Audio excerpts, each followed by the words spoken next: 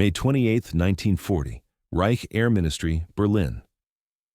Reichsmarshal Hermann Göring set down the latest intelligence report with open contempt.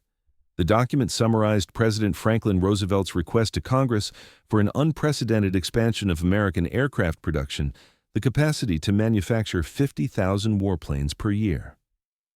"The Americans are desperate if they think such propaganda will frighten us," Göring told his staff. "They know nothing of war production.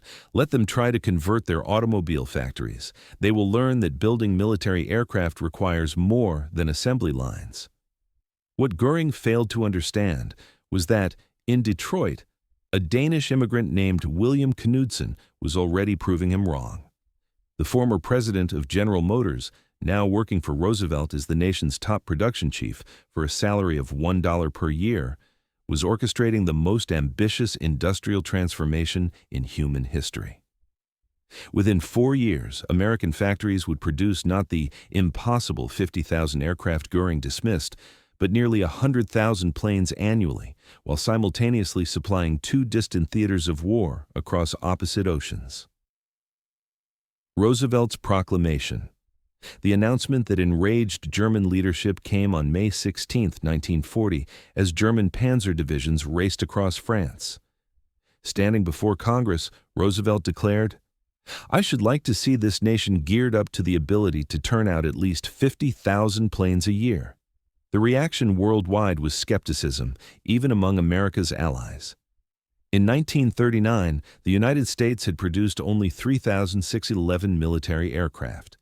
The Army Air Corps possessed about 1,700 combat aircraft, many obsolete. Roosevelt was demanding a 14-fold expansion. William Knudsen became the architect of that miracle. When Roosevelt's advisor Bernard Baruch was asked who could achieve this impossible task, he answered simply, "First, Bill Knudsen. Second, Bill Knudsen. Third, Bill Knudsen." Knudsen had abandoned a $300,000 salary to serve his adopted country, bringing automotive mass production principles into the aircraft industry. The transformation begins. By December 1941, American factories were producing 2,000 military aircraft per month, a 20-fold increase in only 2 years. Ford announced plans for a massive bomber plant at Willow Run, Michigan. Boeing expanded its Seattle facilities. Douglas Aircraft hired tens of thousands of workers. The arsenal of democracy was awakening. Nazi leadership's dismissal of American capacity came from 2 forces: racial ideology and willful ignorance. General Friedrich von Büttiker, the Wehrmacht military attaché in Washington from 1933 to 1941, repeatedly sent accurate reports warning Berlin of U.S. industrial mobilization. His December 1940 cable stated, "American war production will reach unimaginable heights." Berlin dismissed him as a defeatist. When Büttiker met Hitler in early 1939 to discuss America's industrial potential, Hitler ranted instead about supposed racial inferiority. He claimed Americans were half Judaized, half negrified, and incapable of sustained warfare. That blindness would prove fatal. Germany underestimates democracy. Luftwaffe intelligence dismissed reports of American women entering aircraft factories as evidence of U.S. desperation. They could not imagine that a democratic society's voluntary mobilization might outperform totalitarian command. Reports of factories running 3 shifts per day were considered exaggerations.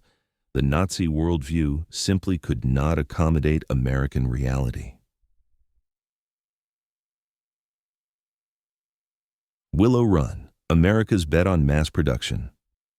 Ford's Willow Run plan embodied the scale of American ambition.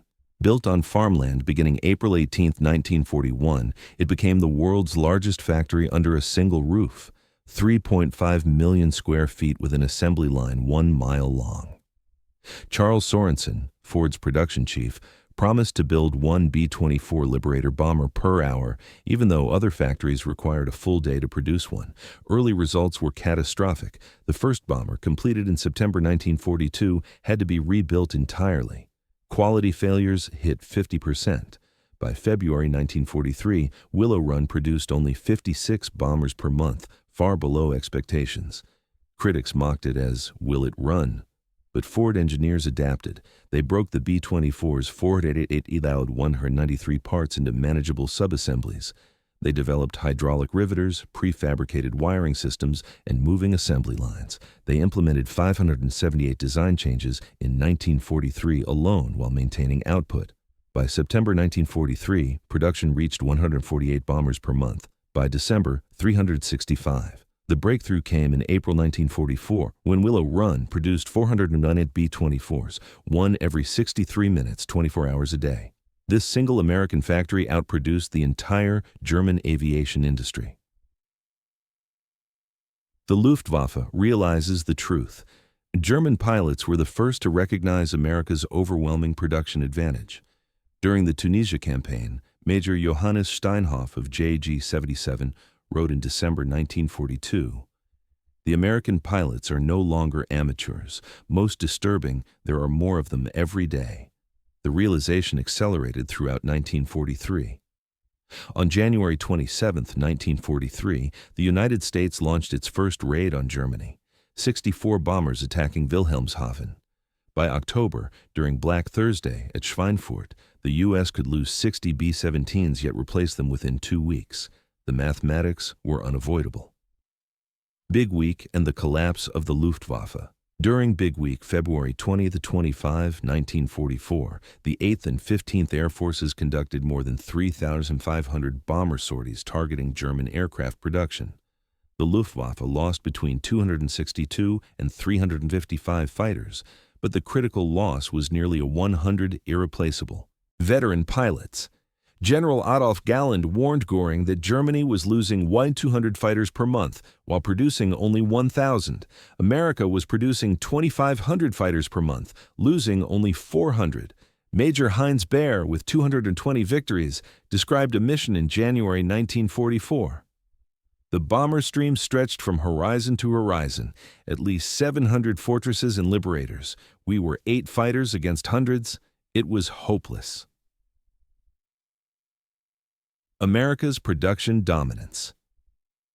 By 1944, U.S. aircraft production reached staggering levels. That year alone, America produced 96,270 aircraft total, 1,648 four-engine bombers, 35 fighters, 22,391 multi-engine aircraft. This one year exceeded Germany's entire wartime production of 94,607 aircraft, and American aircraft were better equipped. Bombers carried more guns, had powered turrets, advanced bomb sights, and reliable navigation equipment. German fighters often launched with partial ammunition loads and malfunctioning radios. Boeing's Plant 2 in Seattle produced 16 B-17s per day by May 1944. Douglas Aircraft had grown from 68 employees in 1936 to 167,000 workers across 9 facilities. North American Aviation produced 500 P-51 Mustangs per month. Lockheed built 1 P-38 Lightning every 90 minutes, implementing more than 2,000 combat-driven modifications. Supporting industries kept pace. General Motors built 57 of the 658 aircraft engines. Packard built 55,523 Rolls-Royce Merlins. Alcoa's aluminum output increased 600%. Dow Chemical's magnesium production rose from 6 million to 333 million pounds. Women transformed the workforce. Nazi prejudices blinded them to one of America's greatest strengths, its diverse workforce. In 1941, women made up less than 1% of aircraft workers. By 1943, they represented 65%. More than 310,000 women worked in the aircraft industry. At Douglas Long Beach, 22,382 of 41,062 employees were women. Roswell Monroe, the original Rosie the Riveter, drove 3,000 rivets per shift at Willow Run with 99.5% accuracy. Women inspectors at Douglas reduced defect rates from 3.2% to 0.3%. German intelligence dismissed this workforce as temporary and incompetent. They could not imagine that democratic inclusion could outperform coerced labor. Precision improved, output increased. America's democratic mobilization proved far stronger than totalitarian command. Germany retreats into fantasy. Göring authorized the Jager fighter program in early 1944, dispersing production into 729 underground facilities using slave labor. The Mittelwerk complex employed 60,000 prisoners under horrific conditions. 20,000 died. These factories produced more defects than aircraft. Sabotage was rampant. Transportation delays crippled production. The entire complex produced fewer engines per month than Ford's single Chicago plant. Meanwhile, American innovation accelerated. Boeing developed modular B-29 assembly across 4 plants with fully interchangeable parts. The pressurized B-29 cost $65,000 each and incorporated technology Germany could not replicate even in prototypes. By early 1945, America produced 100 B-29s per month. D-Day, industrial power on display. June 6, 1944 demonstrated the full force of American production. Allied aircraft deployed, 11,590 German aircraft, 319, a 36-to-1 advantage. This was not tactical superiority. It was industrial annihilation. Between January and May 1944, the Allies dropped 145,000 tons of bombs on German targets, more than Germany dropped on Britain during the entire war. Transport aircraft delivered 3 airborne divisions in one day, using more planes than Germany's entire transport fleet had ever possessed. By December 1944, single U.S. raids involved 200 bombers escorted by 900 fighters. P-51 Mustangs could reach Poland, fight any opponent, and existed in such numbers that losses were irrelevant. German pilots called them Indians because they seemed to swarm everywhere. Nazi leaders finally admit the truth. Even Nazi officials eventually recognized the production catastrophe. In December 1944, Joseph Goebbels wrote, "Göring's promises about Luftwaffe superiority now seem criminal delusions. We are fighting the world's greatest industrial power with rhetoric." Rommel told his staff before D-Day, "The Americans can lose 10 tanks for every one we destroy and still overwhelm us." Hitler admitted in early 1945, "We should have listened to Boetticher's reports. Their industrial potential was decisive." Albert Speer later testified that American bombing reduced German production by 35% of tanks, 31% of aircraft, 42% of trucks. The jet gap. Germany's Me-262 jet fighter, operational in mid-1944, was groundbreaking, 100 km faster than any Allied aircraft. Göring and Hitler believed it could reverse the air war, but Germany produced only 1,430 Me-262s, with at most 200 operational at one time. Engines needed overhaul every 10 hours. Material shortages forced dangerous substitutions. Meanwhile, America had begun jet development in 1942. The Bell P-59 was inferior, but Lockheed's P-80 Shooting Star, superior to German jets, entered production before the war ended. America's industrial depth allowed simultaneous pursuit of multiple technologies. Germany had no such luxury. Göring confronts reality. Göring's arrest on May 8, 1945 began his forced reckoning. Initially defiant, he claimed Germany had been defeated only by American numbers, but interrogations at Camp Ashken shattered that illusion. In July 1945, Major Kenneth Heckler interviewed him extensively. Göring admitted, "I knew American industrial potential was great, but the execution exceeded my worst fears. Willow Run alone produced more aircraft than our entire bomber force at its peak. It was incomprehensible." He was stunned by American logistics. "You supplied armies 5,000 miles from your homeland. We could not supply forces 500 miles from ours." During the Nuremberg trials, prosecutors showed him films of Willow Run and charts proving the United States produced more aircraft per month in 1944 than Germany produced per year. He was unable to respond.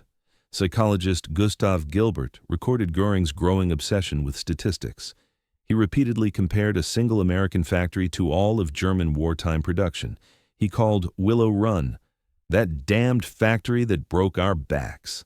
When shown that America had produced 812 615 aircraft engines to Germany's 265, Göring stared silently, defeated.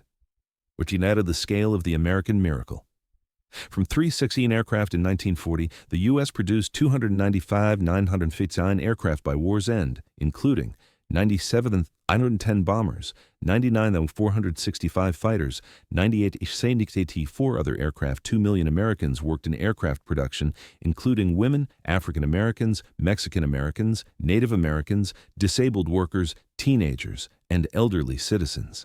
A diverse democratic workforce outperformed Germany's racialized slave labor system by every measure. Workers who had never seen an airplane in 1941 became the world's most skilled aviation labor force by 1945. Statistical quality control pioneered for bomber production became standard worldwide. Automation methods created at Willow Run shaped post-war industry. The engineers who built bomber assembly lines would later design the Saturn V rocket. The women who riveted B-24s raised children who walked on the moon. Economic transformation. Aircraft production cost $45 billion in 1940s dollars, about $800 billion today. The B-29 program alone cost more than the Manhattan Project. Yet the war did not bankrupt America. Instead, it ended the Great Depression. Unemployment vanished. Personal income doubled. Workers financed much of the war effort themselves through war bonds. Willow Run workers alone bought $45 million worth. By contrast, Germany devoted 40% of its industrial capacity to aircraft production by 1944, yet produced less than half of America's output.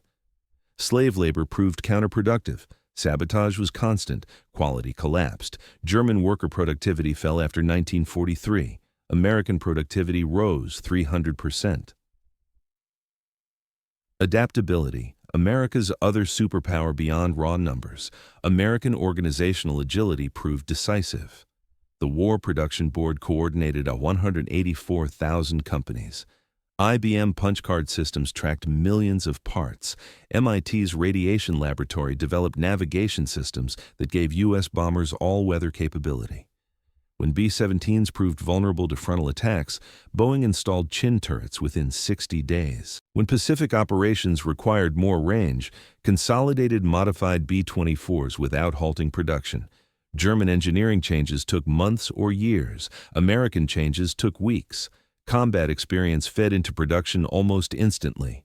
Pilots' feedback reached engineers. Engineers' solutions reached assembly lines. Workers' suggestions improved designs. This democratic information flow outmatched Germany's rigid hierarchy. Göring's final admission on October 15, 1946. Hours before his scheduled execution, Hermann Göring wrote his final letter. In it, he made his most complete admission. The Americans won through industrial power, not military prowess. We were not defeated by better soldiers, but by better factories. The nation we mocked buried the Wehrmacht under aluminum and steel. His last recorded words to Gilbert were even more revealing. We declared war on an industrial giant while it slept. When it awoke, we were doomed. That night, Göring committed suicide. His final testimony remains history's verdict. The arsenal of democracy. Without America's overwhelming material superiority, D-Day would have been impossible. The strategic bombing campaign unsustainable. The Pacific War unwinnable. Historian Richard Overy summarized it. The outcome was determined not by fighting spirit or tactical brilliance, but by the weight of material. The Allies won because they buried their enemies under an avalanche of production. By 1944, America alone produced more military aircraft than the rest of the world combined, Axis and Allied. This was not mere superiority. It was industrial obliteration. The deeper meaning. The production miracle proved something beyond military victory. Democracy outproduced dictatorship. Freedom outperformed tyranny, voluntary cooperation exceeded forced obedience. A diverse nation of immigrants accomplished what racist ideology declared impossible. Göring's dismissal of American capacity became history's most catastrophic miscalculation. America achieved what he called impossible, and then doubled it. The U.S. did not merely match German production, it exceeded it fivefold while fighting in two oceans. Final judgment of history. America produced 295 959 aircraft. Germany produced 94 627. But the true victory lay in method. Free workers outproduced slaves. Democratic coordination crushed authoritarian rigidity. A nation that cherished prosperity over conquest became an unstoppable industrial giant when threatened. The B-24s rolling off Willow Run every 63 minutes were more than machines. They were democracy's answer to tyranny. Each rivet hammered by a woman who had been a housewife months earlier. Each engine assembled by a teenager, each wing built by immigrants escaping poverty and discrimination, all proved that free people, united in a just cause, could bury tyranny under mountains of steel. Hermann Göring laughed at America's goal of 50,000 planes per year. America answered by building twice that number, reshaping the world. His laughter became the sound of catastrophic miscalculation, the fatal underestimation of the arsenal of democracy. In the end, America buried Göring's Luftwaffe under 300,000 aircraft, turning his contempt into history's most complete defeat.